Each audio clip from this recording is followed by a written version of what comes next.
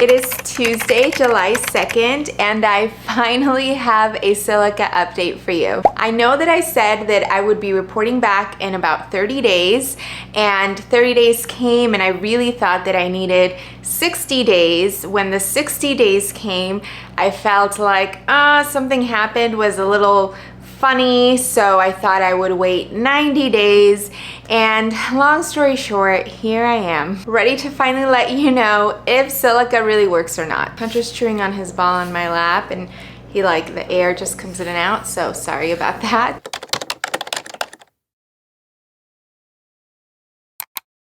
I also thought this might be a good opportunity for me to share my nutrient-rich cocktail. There's a slight update to it. I do always list it in the description below if you're interested. Hope all this sounds good to you, and let's get right into it. We are gonna go a little bit back in time in this video because I did shoot 3 separate updates throughout the experiment. So we'll get to those in the sequence of events, and then I'll come back once those 3 updates are over and share my final thoughts as to whether I think it actually works or not. And after that, we will make my nutrient-rich cocktail.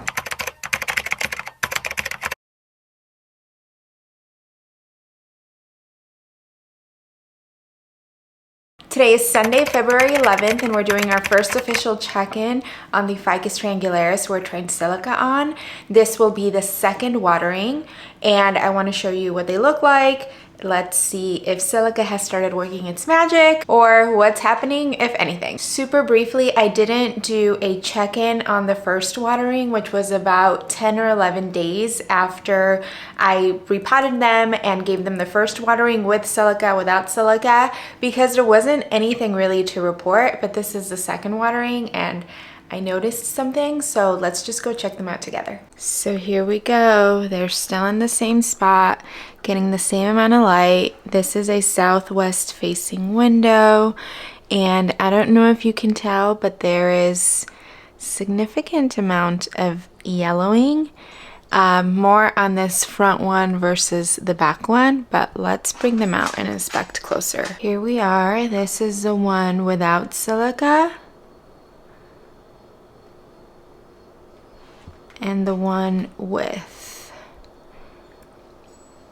Arguably, we can say that Silica is working, since the one with Silica is holding on to more leaves and the one without is holding on or is dropping a lot more, but I still think it might be too soon to tell.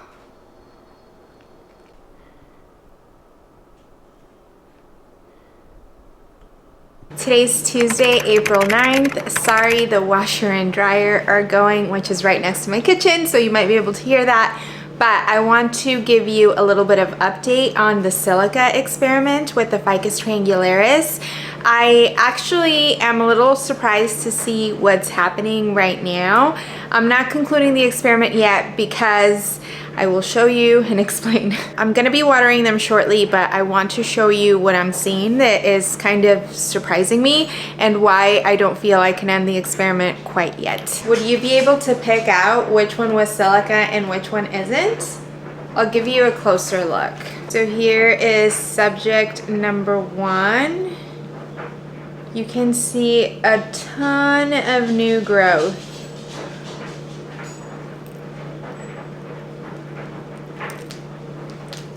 And here is subject number 2. Also new growth, whoops, making a mess. Also new growth, but not as much. And there's a lot of yellowing happening. So this one with all the yellowing, still new growth, but lots of yellowing, is the one with Silica, if you hadn't noticed already. And to be honest, I want to say the yellowing has never really stopped on either of them. But I think that the last time I did an update, I was leaning toward, wow, Silica is working. This one, the one with Silica, was holding on to more leaves, less yellowing, and just overall, I mean, just seemed to be doing better in comparison. But as I'm looking at them today, or as I noticed earlier this week, there is new growth for sure happening. but it's probably going to drop all of his existing leaves. And I also don't see as much new growth as I do on the one without silica. So to be fair, the one without silica has dropped most of its leaves, but look at all of the new growth that is happening just everywhere on the plant. Oh, I just knocked one of the new leaves off. I'm sorry. But it's just full of new growth all over. If I'm looking at both of them right now, side by side, this looks fuller almost than this one, even though this one does have bigger and probably more leaves, but these are all leaves that are gonna go, or most of them.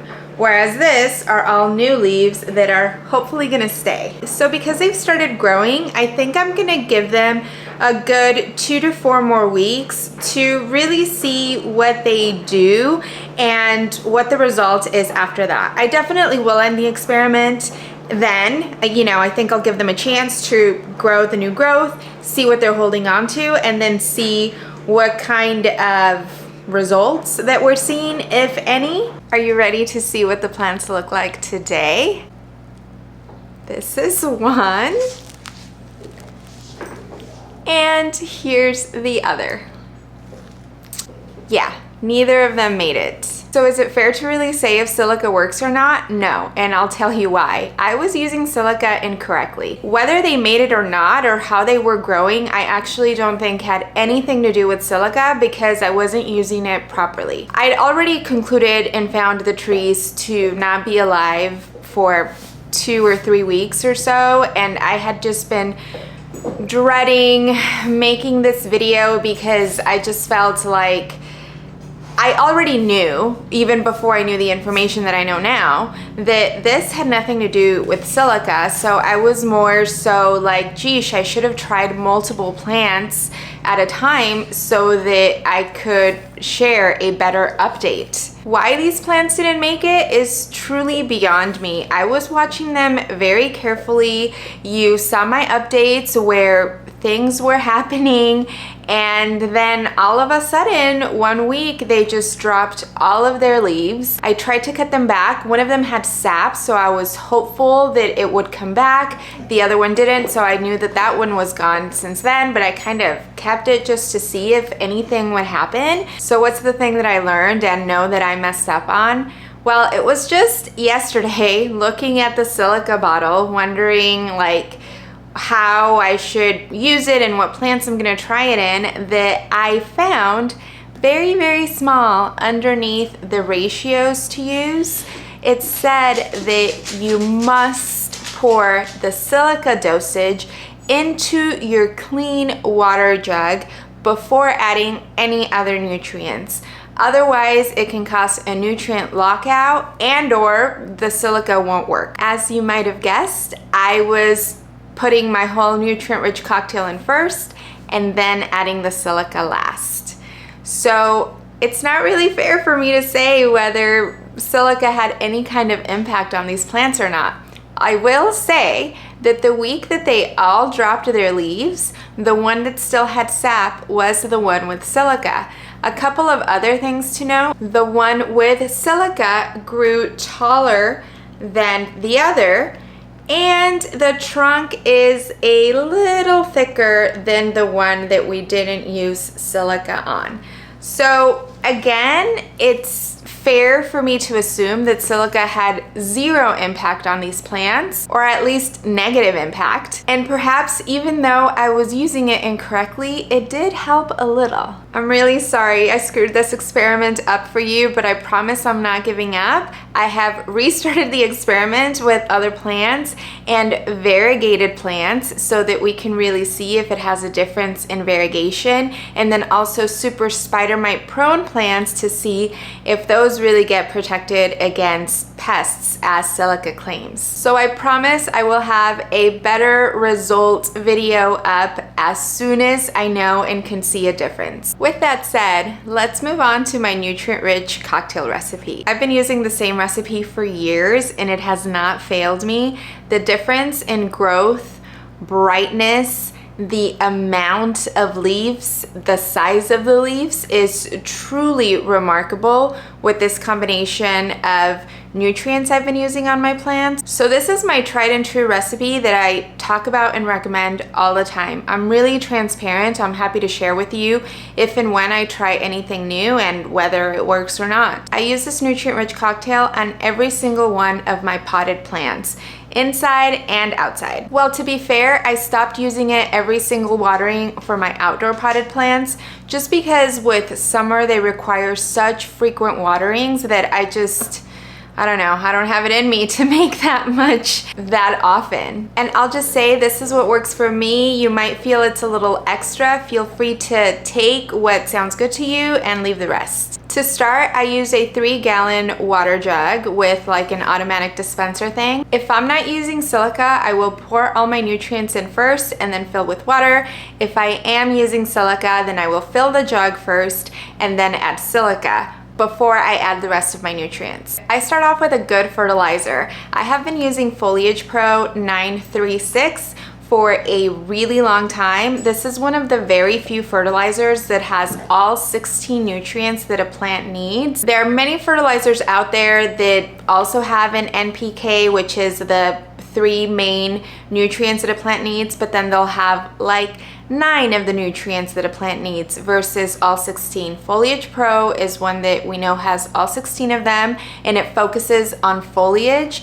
This brand also has a bloom version of fertilizer that also has all 16 nutrients but focuses on phosphorus for blooms. I've also been experimenting a little bit with Leaf Lux from Pretty and Green and it works pretty well. I will probably share a little bit more about those results once I have a better like side-by-side comparison, but I've been really happy with those results. And Happy Houseplants is another good fertilizer that has all 16 nutrients if you wanted to switch things up. For Foliage Pro, I use 1 capful per gallon of water. So for me, my 3-gallon water jug, I do 3 capfuls. Then I move into my biologicals that contain all the micro, macro, beneficial organisms, all of that. Basically like vitamins and enhancers for the soil that are going to allow the roots to better absorb the fertilizer. I use a biological trio from Bug Hut and I've been using that since last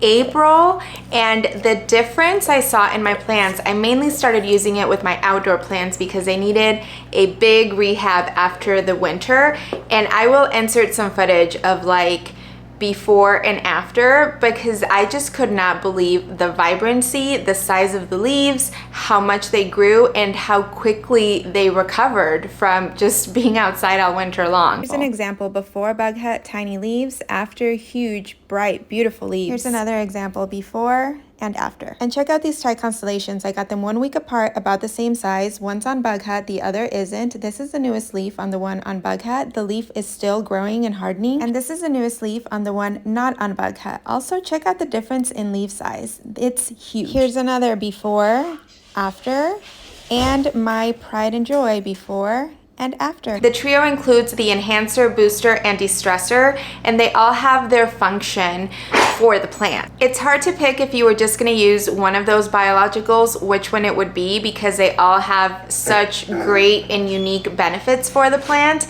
So the de-stressor, for example, specifically works to protect your plant against like natural elements like drought, extreme heat, extreme cold. And when I tell you that this was amazing over summer and over winter for my plants, I really am not making this up. Having days with such extreme heat, it didn't take long for me to severely underwater my plants, but using the de-stressor really kept them looking beautiful. I even went on vacation for 10 days over summer with no one looking after my plants, and I came home to lots of growth. The enhancer works to give your plants more vibrant color and faster growth, and the booster will provide stronger roots and therefore larger plants. In full transparency, this trio is not cheap. I think the trio is like $70 or $75, something like that. but I will say it lasts you a really long time. I want to say that I only had to replenish once last year, and then I just replenished again now. So maybe like the trio every 6 months-ish, and I currently have easily over 150 plants probably. And to be fair, when I first started using it early last year, I was only using it on outdoor plants, but I feel like I started using it on most of my plants toward the fall or the end of summer, and again I'm just replacing it now, or I just replaced it last month. Side note, this does not have to do with my nutrient-rich cocktail, but I also do use the insect repellent from Bug Hut. It is kind of stinky like garlic, but I only use it on my outdoor plants because it does repel all the pests that we don't want. I think like aphids, thrips, mealybugs, like all of that, and it's people, pet, and pollinator friendly. And then my last ingredient are fungus unaliving drops by Happy Happy Houseplant.